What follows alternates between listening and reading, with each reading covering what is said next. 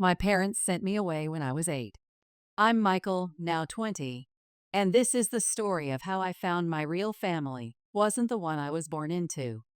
Even before I turned 8, I could feel it in every silent breakfast, every avoided glance. My parents didn't want me around. I was their first child, born when they were barely out of college. Dad, Robert, had just started his career in real estate, and Mom, Elizabeth, was working part-time at an office. I watched them struggle to build their image of a perfect life while raising me, posting carefully curated family photos on Instagram while barely speaking to me at home. "Sweetie, smile for the camera," Mom would say during family gatherings, her voice dripping with artificial sweetness that disappeared the moment others weren't watching. Dad would grip my shoulder just a little too tight, his staged smile never reaching his eyes. "We're such a happy family, aren't we?" he'd say, though his tone carried a warning I learned to recognize early. I spent those first 8 years trying desperately to win their love. I'd make them cards, try to help around the house, get good grades, anything to see genuine warmth in their eyes. But nothing worked. At home, I was invisible unless I caused trouble. Looking back now, I understand why. I was living proof of their early mistake, the child that forced them to grow up before they were ready. The emotional neglect took its toll. My grades started slipping, and I began acting out at school. Not because I was a bad kid, but because negative attention was better than no attention at all. At least when I got in trouble, they had to acknowledge my existence. Things came to a head around my 8th birthday. Mom had been unusually busy on her phone, posting more family photos than usual. Now I know she was building up to their big announcement, the birthday party. During my birthday party, they gathered everyone around, their social media perfectly poised to capture the moment. "We have wonderful news," Mom announced, her hand resting on her still flat stomach. "We're expecting a baby." The room erupted in congratulations, but I felt my world crumbling. I can still remember how the birthday cake in front of me suddenly lost all its appeal. Dad was beaming, a real smile this time, while Mom basked in the attention, already planning her pregnancy journey posts. In the weeks that followed, I noticed them packing my things when they thought I wasn't looking. Then one day, Dad sat me down in our living room, his eyes focused on his phone rather than my face. "Michael," he said, scrolling through his social media feed, "we've decided it's best if you go live with your Aunt Catherine. You're clearly not thriving here, and we want what's best for you." What he really meant was, "We're getting a fresh start with our new baby, and you don't fit in the picture." I wasn't stupid. Even at 8, I knew what was happening. They were replacing me. The realization hit me like a physical blow, and I started throwing tantrums, begging them to let me stay. "I'll be better," I promised, my voice breaking. "I'll get better grades. I'll behave. Please don't send me away." But my pleas fell on deaf ears. They'd already crafted the perfect narrative for their social media. Their troubled first child being sent to a better environment, showing what responsible parents they were, making the hard choices for their child's benefit. The journey. The drive to Aunt Catherine's farm was the longest of my life. I sat in the back seat, clutching my backpack, watching through tears as my parents discussed their nursery plans in the front seat, as if I wasn't even there. Every mile that passed felt like another thread snapping in the already fragile connection between us. Arriving at Aunt Catherine's, the farm sprawled out before us as we pulled up the gravel driveway. Aunt Catherine was waiting on the porch, her weathered hands clasped in front of her denim overalls. Unlike my parents' curated appearances, she looked genuinely warm and real. They stayed for a couple of days, helping me settle in, though their version of helping mostly involved taking photos for their social media, documenting their sacrifice as caring parents. Aunt Catherine watched them with increasingly cold eyes, especially when they barely responded to my attempts to talk to them. Aunt Catherine was Dad's older sister, the one who'd chosen to stay and run the family farm while her siblings chased city dreams. She'd never married or had kids, but as I'd soon learn, she had more maternal instinct in her little finger than my mom had in her entire body. "Everything will be all right, Michael," she told me that first night, her voice steady and sure. This place has a way of healing hearts. She didn't make promises she couldn't keep or try to sugarcoat things. She just offered quiet support and understanding. When my parents finally left, the facade cracked completely. I broke down in tears, gut-wrenching sobs that seemed to come from somewhere deep inside. Aunt Catherine did something my parents had never done. She just held me and let me cry. I tried so hard. I choked out between sobs. Why wasn't I enough? Aunt Catherine stroked my hair, her own eyes glistening. "Sometimes people aren't ready to be parents," she said softly. "But that's their failure, not yours."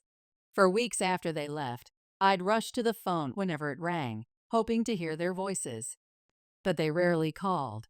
And when they did, the conversations were brief and superficial, perfect for their social media updates about keeping in touch with their son, but devoid of any real connection. Gradually, something unexpected happened. The farm, with its wide open spaces and honest work, began to feel more like home than my parents' picture-perfect house ever had. Aunt Catherine didn't need to post about being a good guardian. She just was one. Life on the farm. The change didn't happen overnight, but slowly, like the seasons changing on the farm. I started doing better in school, not because I was trying to win anyone's approval, but because Aunt Catherine actually sat with me and helped me understand my homework. She didn't just check my grades, she checked if I was learning. "Education isn't just about grades, Michael," she'd say while we worked on the farm together. "It's about understanding the world around you." She taught me about crop rotation, business management, and the satisfaction of honest work. Lessons you couldn't learn from textbooks alone. The farm work grounded me in a way nothing else had. There was something real about working with your hands, watching things grow, understanding that success came from patience and consistent effort rather than performing for others' approval. My classmates started to notice the change in me too. I made real friends, not just people I desperately tried to impress. The truth comes out. After a few months, I finally told Aunt Catherine the whole truth about life with my parents. The emotional neglect, the staged photos, the constant feeling of being a burden. She listened without judgment, but I noticed her hands tighten on her coffee mug. "I always suspected," she said quietly. "The way they'd present themselves online never matched what I saw in person. But I never imagined it was this bad." From that day on, her interactions with my parents became noticeably colder. She still maintained civility for my sake, but she no longer played along with their perfect family narrative. When they'd post about how much they missed me, she'd simply respond with the truth: "He's doing well here. He needs stability and genuine care." I watched through social media as my sister, Sophia, was born and became the star of their perfectly curated family photos. But living with Aunt Catherine had taught me to see past the filters and staged moments. I could recognize the same patterns starting to form: the pressure to perform, the emphasis on appearances over genuine connection. 12 years later, I'm 20 now, studying business in college near the farm. My weekends are spent helping Aunt Catherine, learning everything I can about running the farm. I found my purpose here, not in trying to please others, but in building something real and meaningful. The call from my parents came out of nowhere last week. Aunt Catherine handed me the phone with a worried look. They'd called the farm because they didn't have my personal number. "Michael," Mom's voice was sugary sweet, just like in those old family gatherings. "We've been seeing how well you're doing in college. We're so proud." Dad chimed in, "We've been thinking, after you graduate, you should come back home. We could be a family again." Something in their tone made me pause. It was too familiar. The same performative warmth they'd use when cameras were rolling. Why now? I asked, keeping my voice steady. It's been 12 years. There was a hesitation before Mom spoke again. Well, it's about Sophia. She's been challenging lately. We thought having her successful big brother around might help set a good example. The truth came out in pieces. Sophia, their perfect social media child, had been caught smoking at her 12th birthday party. She'd thrown a tantrum that had finally cracked their carefully maintained image.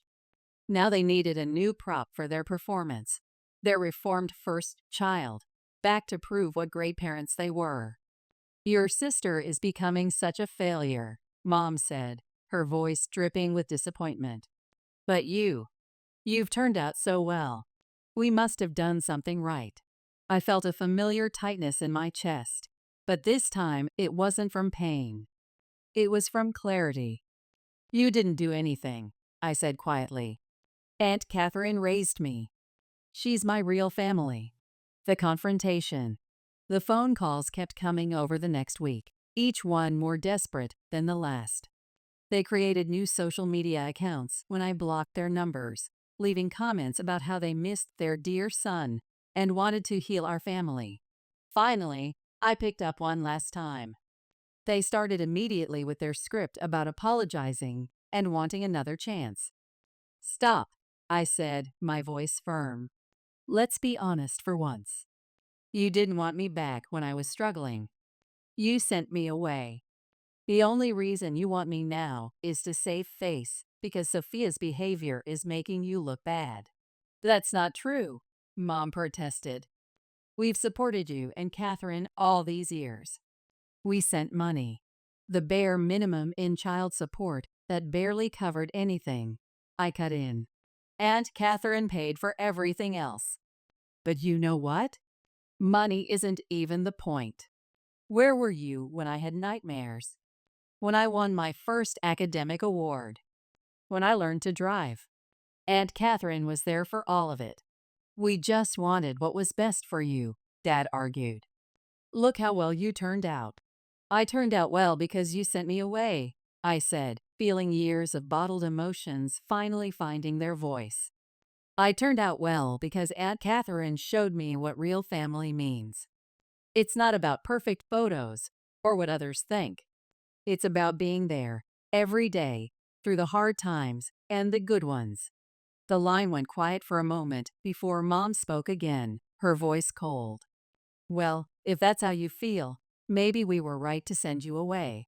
You were never good enough to be our son anyway. We're glad we chose Sophia. The words were meant to hurt, but all I felt was relief. You're right about one thing. Sending me away was the best thing you ever did for me, but not for the reasons you think. I hung up, feeling lighter than I had in years. Looking out over the farm where I'd found my real home, I realized some families are made by blood, and others are made by love. I'd found mine in the most unexpected place. 1 week later, the aftermath of our confrontation spread through the family like ripples in a pond. My aunt finally began sharing the truth she'd kept quiet for 12 years.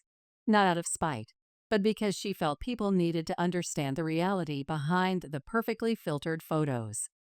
They didn't send him to me because he was troubled, she told other family members. They sent him because they wanted to start fresh with their new baby.